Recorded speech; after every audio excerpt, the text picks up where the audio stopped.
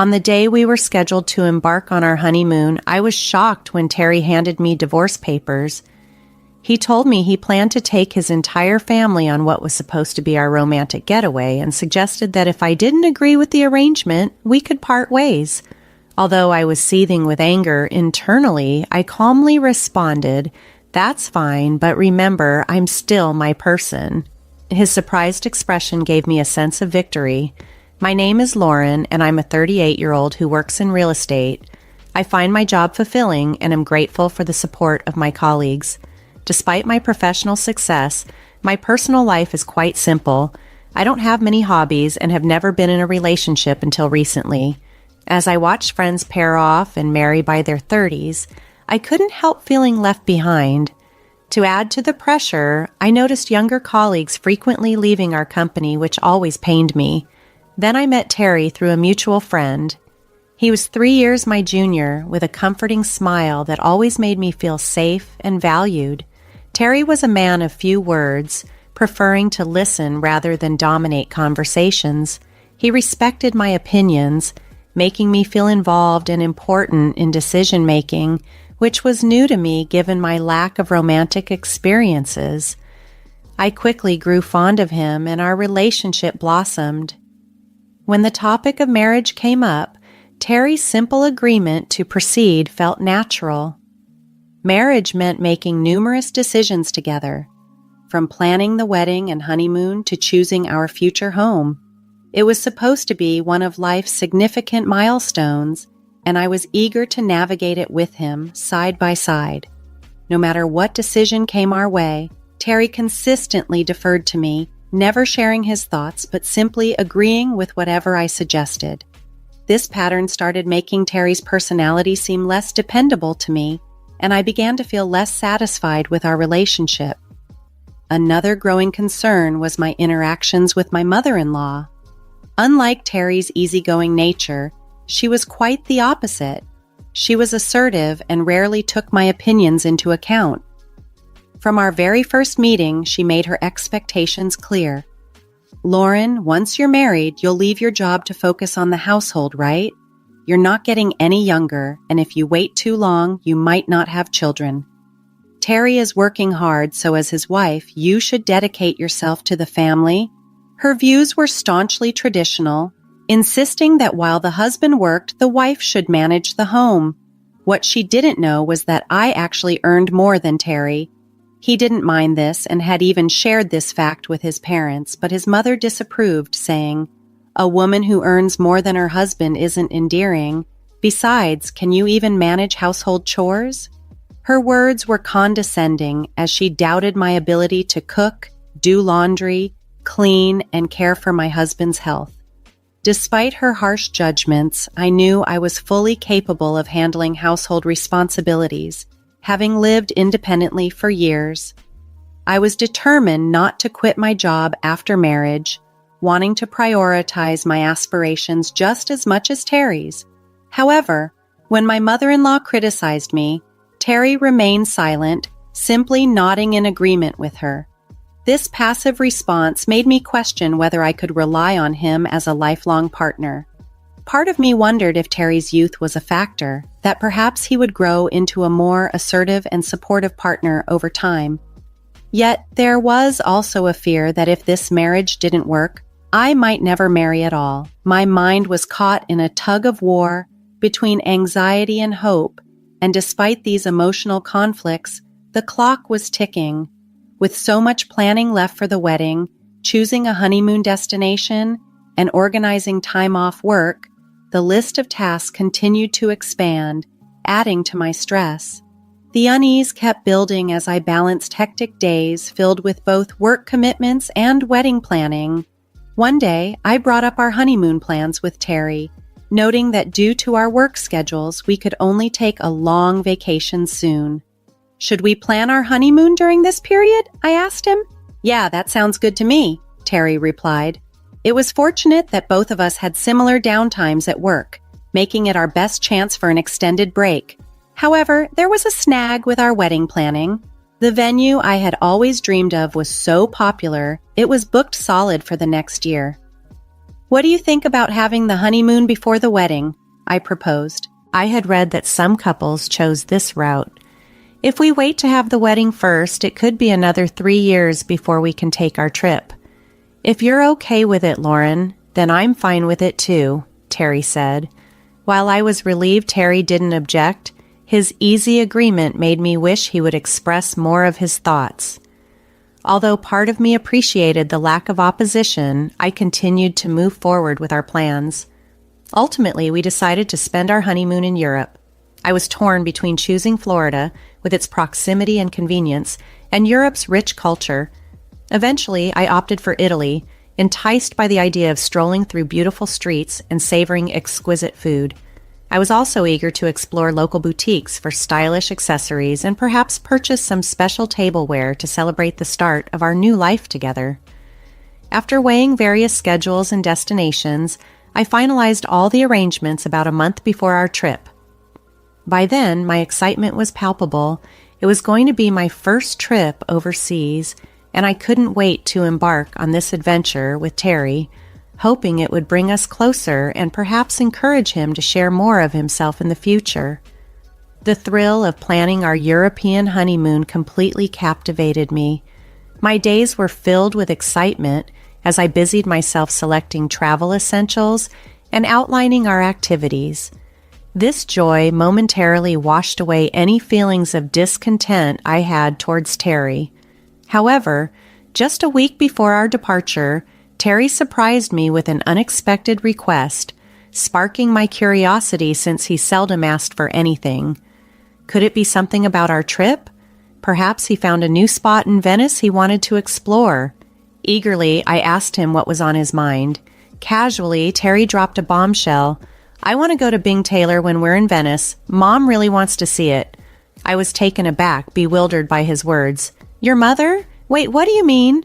I struggled to keep up with this sudden shift in plans, but Terry acted as if it was all perfectly normal. "Well, since everyone else is going, we'll all be together during the trip, right?" "Everyone? What do you mean by everyone? It's our honeymoon, so obviously it should be just the two of us," I countered, but Terry continued, "My mom thinks it's normal for the whole family to come along." I was flustered. "Terry, I made reservations for just the two of us, and the deadline to book was a few days ago. Today is the last day to confirm. I booked for us alone. The whole family can't join now. If you think something can be worked out, you might want to talk to the travel agency."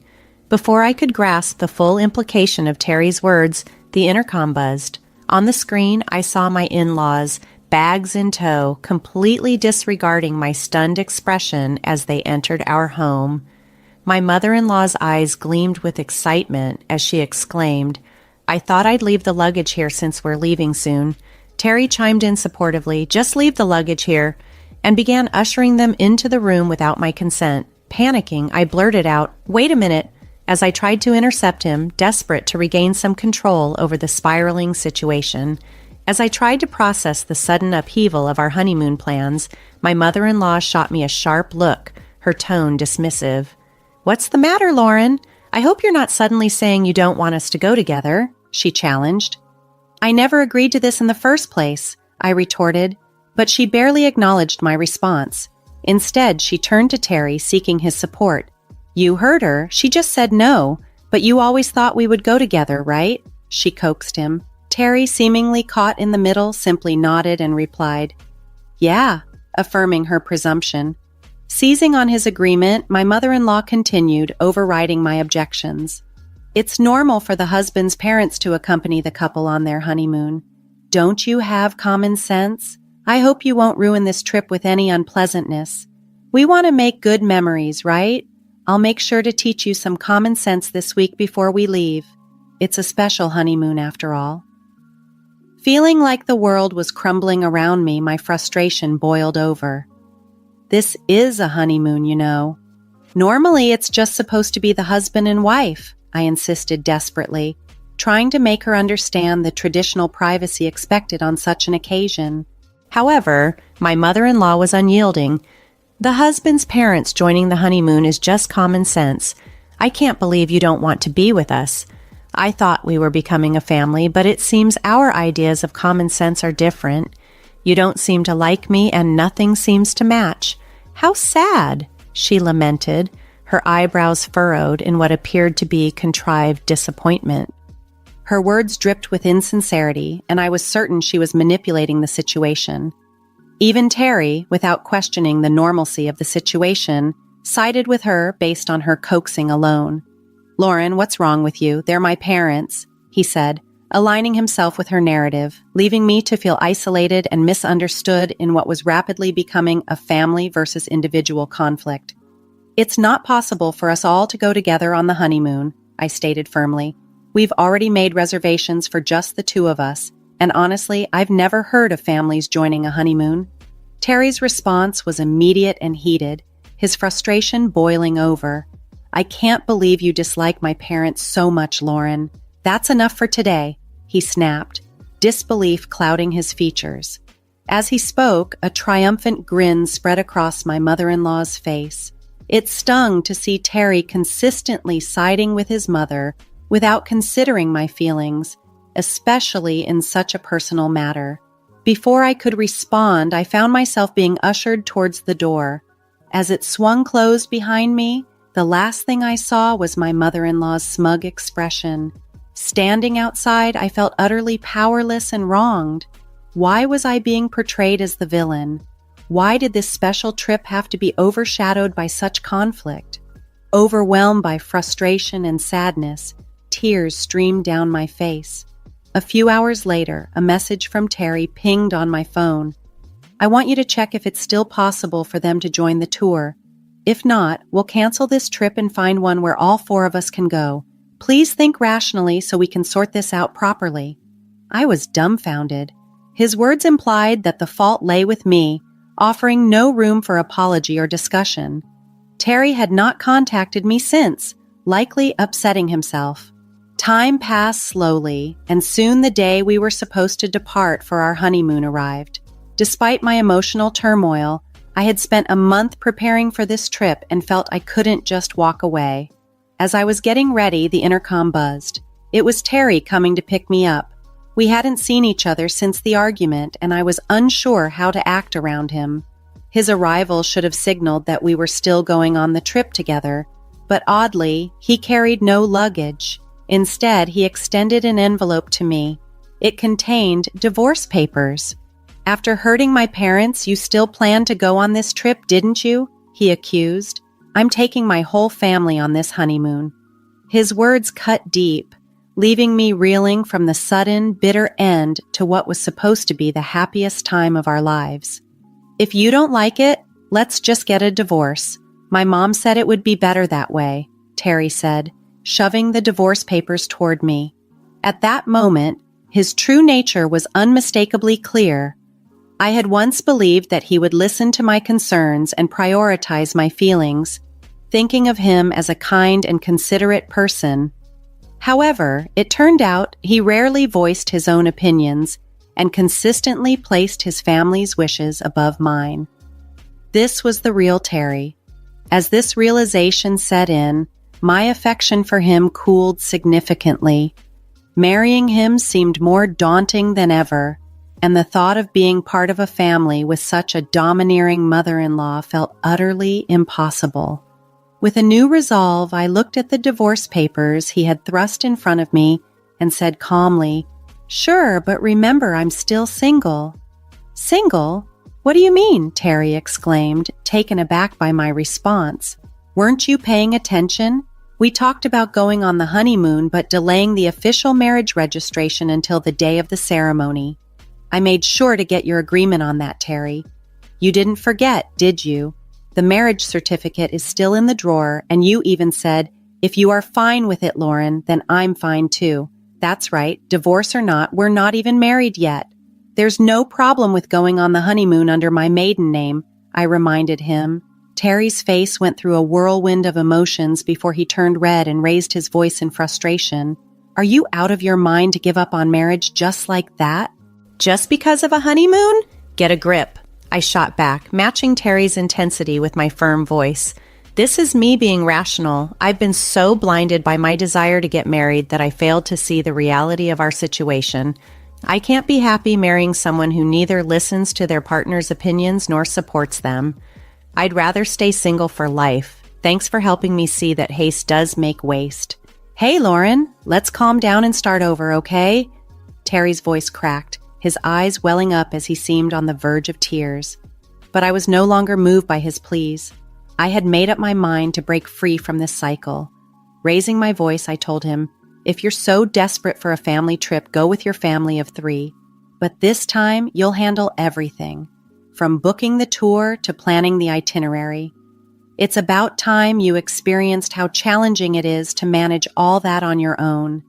If you think you can handle it, go ahead, you indecisive man. In a definitive gesture, I pulled out the marriage certificate from the drawer and tore it up right in front of him.